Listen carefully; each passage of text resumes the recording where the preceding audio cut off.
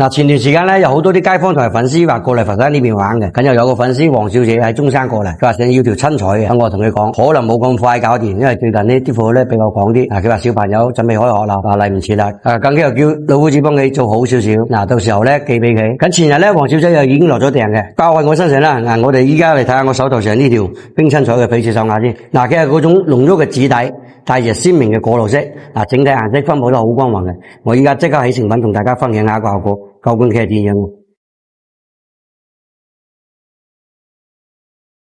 樣？好彩仲保持，可以保持打色。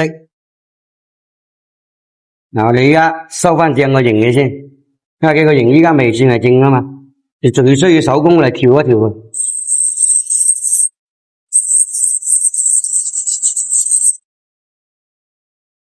嘅。依家個樣就似樣啦。我哋依家整埋內圈啲紗嘅先，我先過內圈再做外圈，啲工序基本上都係一致嘅，唔係特別嘅情況之下，基本上做工都係一樣嘅。我哋再整外圈嘅先，外圈就比較關鍵啲嘅。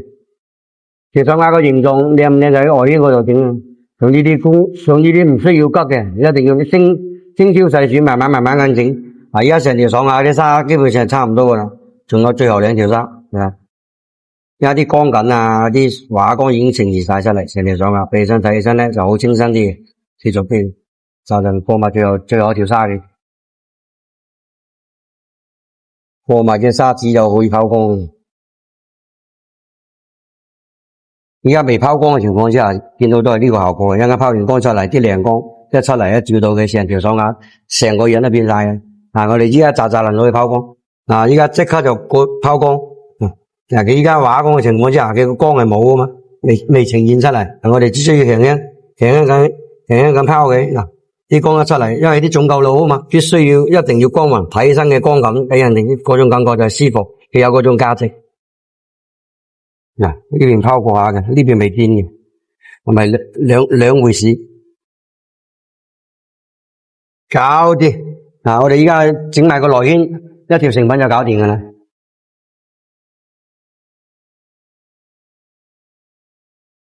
條手鐲睇起身，哇，成條手鐲幾靚仔啊！扎能整多次先，搞掂。我哋攞去嗰邊睇下效果係點樣嘅。哇，睇下依家條成品就已經出咗嚟啦，睇下效果幾靚麗啊！係咪講緊你哋咧？你睇下咁溫柔嘅紫色，加大隻幾毛，好明顯嘅果綠色，顏色清新淡雅，兼且個底妝係比較乾淨啲嘅。啱晒啲預算唔高，但係又想買到高貨嘅靚你們嘅，你哋成日都話預算唔高，呢盤就啱晒你哋啦。依家扎能同大家一齊睇下自然光，你先係最真實。我哋過嚟睇下自然光效果嘅係點樣啊！